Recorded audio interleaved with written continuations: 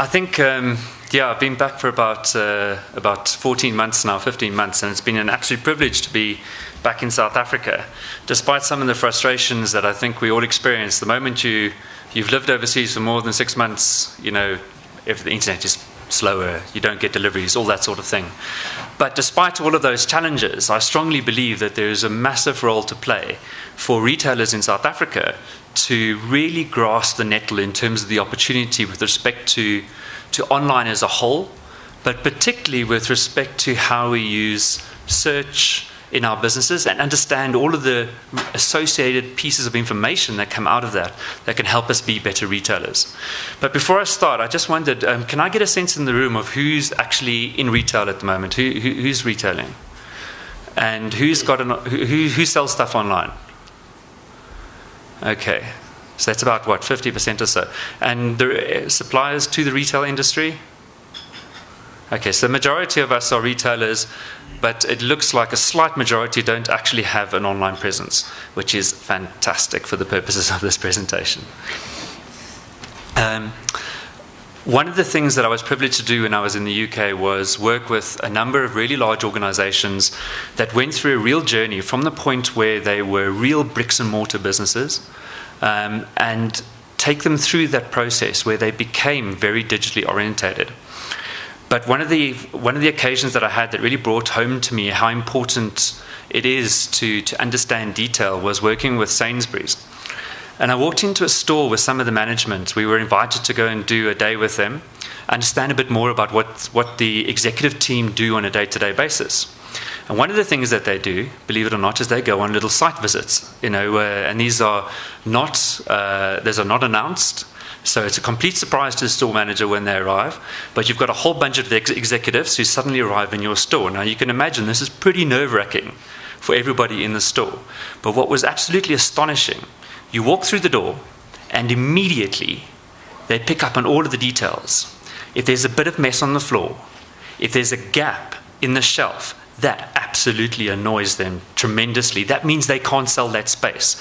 Even more so, it means a wholesaler is probably not paying them for that space. They take one look at the queues at the tills. If the queues are too long, snap, snap, let's get some people behind those tills, please, and shorten those queues. And the detail consciousness of these people when they walk into their stores is absolutely phenomenal. And I'm sure if you own your own retail presence, you feel exactly the same way. You want to know exactly what's happening in your store. You understand every single bit of detail. The irony was, though, that at the time that they were expressing themselves in that store and assessing all of the little bits and pieces that were wrong and really displaying all of the different experiences that they'd built up over the years that they'd worked for Sainsbury's, on their website, they were losing thousands and thousands of pounds an hour because people were dropping off before they actually finished buying the products. There was something broken. And all of the detail in that store probably made them, that they noticed, probably made them a few extra £1,000 that day. But if they'd exercised the same amount of vigilance on their online stores, they would have made tens and hundreds of thousands of pounds a day. Now, fortunately, a lot of those problems have been solved. But I think that some of the types of issues that we experience in terms of understanding, how do we actually change our retail businesses? What sort of detail do we need to make this work? Those are the sorts of things that we'll be talking about briefly today. It's early in the morning, so we'll just refresh our memory as to how big the internet really is. I think we're all familiar with a lot of these stats, but I think the one that really always gets me in terms of the size of the internet globally is the one on the bottom right-hand side. So 60 hours of video are uploaded to YouTube every minute. It might not be so necessarily relevant to your retail business, but that just gives you a sense of the scale of the internet, which means that in the last 3 or 4 minutes or so, we've had 240 hours of video uploaded to YouTube.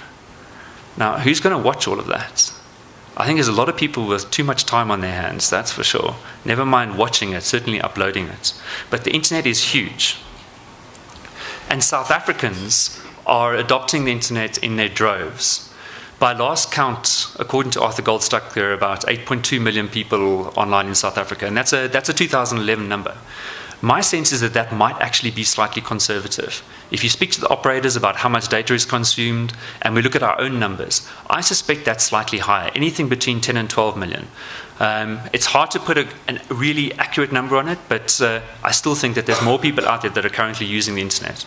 More importantly, how are people using the internet? People are using search engines to actually find information, and 62% of people, never mind using desktop, are using their mobiles to find information using search engines. I think that's an incredible number. And I think hopefully everybody who's got a smartphone in the room has probably used Google maybe even once today. I know I use maps just to get into the building. So I think there are all sorts of different ways that we can use our phones to access the internet, and perhaps we don't even recognize it when we do it. In South Africa alone, search queries for Google have grown by something like 5 times over the last 5 years. So a significant number, and I'll drill into that in a little bit. And there are over 16% of South Africans have smartphones. So if you think about the reach that that gives people on the move, there's a huge amount of people who are accessing the internet when they're actually on the go. And from a retail point of view, I think that's particularly important because most of us will have a physical presence at some point. So understanding what your consumer is looking for, where they're looking for it, is incredibly important. If you can deliver them a result that tells them, my store is over here, and you've just looked for my product. Now, according to Arthur Goldstuck, it takes about 5 years for the average internet user to become comfortable with using the internet. And that's one of the reasons why online commerce in mature internet economies like the UK and the US has grown so fast, is because people have been online for a long time. But I think that in South Africa, we're at a tipping point too, because most of the people who are online at the moment have been online for a significant period of time. The reticence to use online information, the reticence to actually spend money with a credit card online, seems to be diminishing as people become more au fait with the internet as a technology. And I think that's a great place to be for South African retailers. Not only that, one of the other things I think that points us all in the right direction is the phenomenal growth of online retail in South Africa. In 2010, it grew by 30%, more than 2 billion rand spent online. And in 2011, we expect that to be 40% more when the numbers eventually come out. 2012, it's likely to be 40% plus yet again. Now, that's growing a hell of a lot faster than physical retail. So the opportunity is there for retailers to really make hay while the sun shines, whilst your physical stores are potentially experiencing a decline or some trouble. Online retail is growing apace, and it's important to recognize that consumers are actually probably moving even faster than some of us are in our businesses. We commissioned some research recently to just try and understand, is this a phenomenon that's good for big business or only big business? And the answer is emphatically no. If you run a small retail enterprise, the chances are that if you have a website, you are more competitive and more profitable. In fact, I think 34% of our respondents said that they were more profitable if they had a website. Once again, that's a really compelling reason for a small retailer to get involved in the internet. And I think this idea that you have to be either big, have a lot of resource, or particularly skilled in order to adopt an online approach to retail, this blows it out the water. It's entirely possible for small businesses to do the same thing as well. And I think that's a huge boon to the South African economy, where a number of the retailers that we speak to are in fact small to medium-sized enterprises, just in terms of the number of stores that they have and the number of employees. Now, we know the internet is big. We know that there's lots of opportunity. How do we actually grasp this opportunity? Now, I don't mean this in a sort of a stalkerish kind of way, but they are looking for you. And this does look a bit stalkerish, or maybe he's a bird watcher, I'm not too sure. But the fact of the matter is that all of the statistics that we have indicate that there is a significant amount of interest in what people are looking for online from a retail point of view. And just to give an indication, we know that through research we've done in South Africa, that 74% of online shoppers do their pre-purchase research online, and then they might go to the store. And it was really interesting, and it ties in with what you were saying earlier.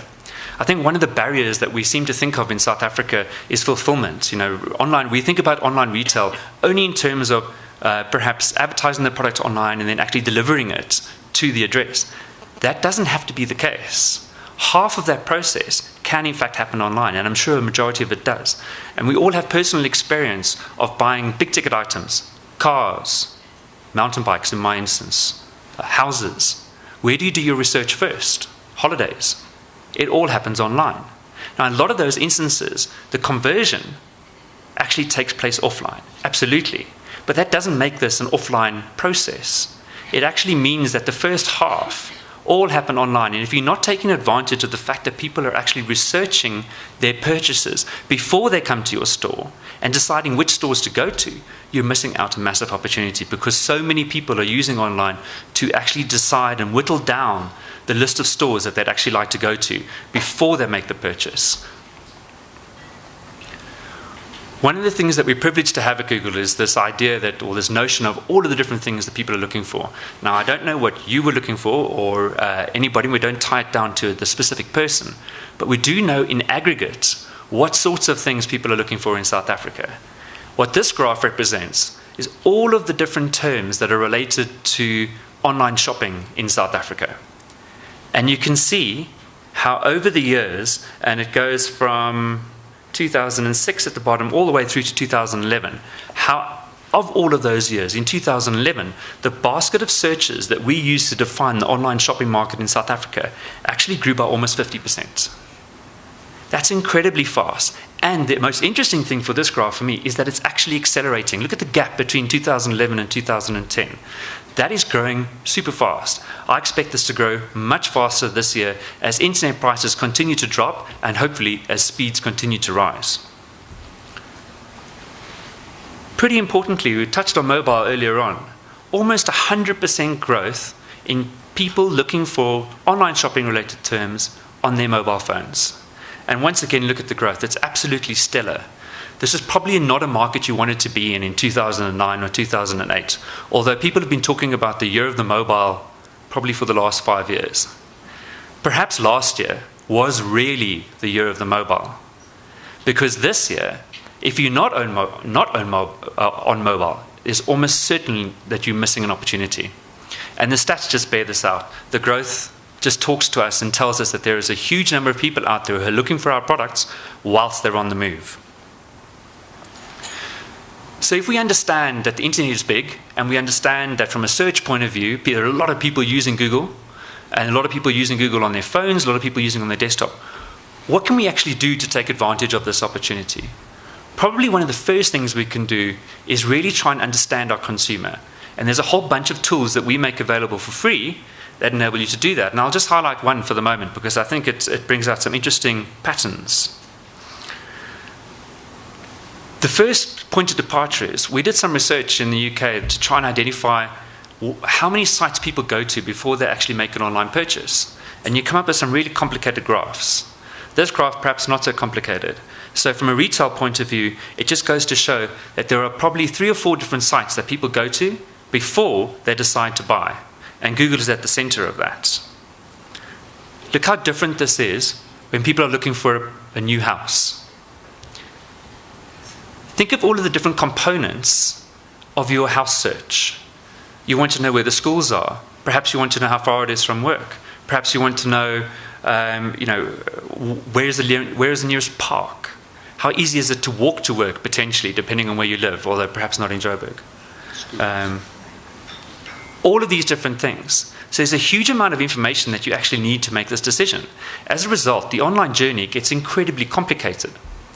Now, fortunately, it's possible to use data to analyze all of this stuff. Now, I don't think this will be the journey for everybody. This is what we aggregated as a typical journey. But using insights for search and a variety of other tools, we can start to simplify these patterns so that we can see more about what it means for our particular business. So if you were online right now or in the next couple of days, Google Insights for Search, it comes to the top of the list. What you're able to do is to plug in a search term, define the time that you'd like to evaluate this term for, and it will tell you how many searches relative to other searches in the Google universe took place for that particular term. Now, because we're all very fashion conscious in the office, or not, depending on who you speak to, we decided that we'd look at the term boots. So in South Africa, this is the seasonality for the term boots. Now, it's quite interesting because you can see that there's a decided spike over the winter period as things get colder. Now, I'm imagining I'm a retailer for boots here, or for shoe products, shoe-related products. Now, in 2010, that green line was decidedly smaller than 2011. So we can assume that there's a little bit more interest. But perhaps this has to do with other things. And I was quite interested to see this year, 2012, that searches for boots are slightly down on previous years. Now, if I'm a retailer and I'm able to use these sorts of tools, I can actually assess the demand for my products in almost real time. And that will determine to what extent, for instance, I need to stock up. I can spot trends before they happen. And if I'm doing this and none of my other competitors are doing this, I'm stealing a march. I think this is valuable insight. Now, why do we think 2012 is perhaps less than 2011 at this stage for boots? Theories? Yeah, I think you're absolutely right. This summer has been slightly better than last year, and we've been trying to do this, but we can't quite find the data. But if you were actually able to correlate temperature data and run that over the top of that graph, I can almost guarantee that searches for boots will correlate almost entirely with temperature. Now, that's super interesting, and that's how data can actually impact your business. I know a lot of people will be doing this sort of analysis, but imagine you could do this across all of your products, and you could start to make these correlations using not just the tools that you find in the offline world like temperatures, but using the combination of what you can find by looking at what people are looking for online. Let's have a look at another super interesting example. This is what happened to the television market over the course of the last couple of years. So what we did with Insights for Search is we used a couple of different terms. 3D TV, pretty brand new product. LCD TV, LED TV. 3D TV is in blue, and you can see very clearly where it was introduced into the market. Now, bear in mind, these are searches on Google, right? So how did people know that a 3D TV was being launched into the market? Television, all right? Television, offline, actually drove all of this interest. Now, if you were Samsung or Sony or any other related television operator or manufacturer, and you did not advertise online at that point in time, you would have been missing a massive opportunity. No doubt they spent millions telling people that 3D TVs are now all the rage and that, in 3 years' time, everybody will have one. But the fact of the matter was, there was no online presence at that point. But all of that media money drove massive online interest. Now, you can also see how that happened for LED TVs a little bit earlier on in 2009 in the yellow line. Once again, massive spike of above-the-line media spend drove a huge amount of interest. Now, as you can see, those graphs tend to merge a little as the product launches disappear. But you can establish one interesting trend, and that is that LCD TVs seem to be declining in interest. Now, once again, I'm a retailer. I'm selling all of these different things. I want to establish what the patterns are. I want to know, how am I going to steal a march from my competition? One of the things that you can do is look at trying to identify these sorts of trends in terms of long-term demand. It might be that this is telling me very, very clearly, and perhaps we all know this now, but certainly in August 2007, if you'd recognized this then, you would probably have been a better retailer than anybody else in the marketplace, because you would have known that LCD TVs were on their way out. At the time, it probably wasn't quite as clear-cut as it is now. So just another interesting example. Last but not least, Understand Analytics helps us to do one other really important thing, particularly in Africa. Does everybody know what the hippo is? Other than that particularly annoying ad. When I put the slide together, I didn't realize how appropriate it was at the moment. You just can't avoid the hippo at the moment, let's face it. So, the hippo is the highest paid person's opinion. Data helps us avoid that guy and manage that guy better. Because with the right data, you can convince them to do anything. And that's why data is important for your business. So thank you very much. I hope that's given you some sense of the kind of things that are possible. If you have any questions, I'll be here, I think, during the coffee break as well. Thank you very much.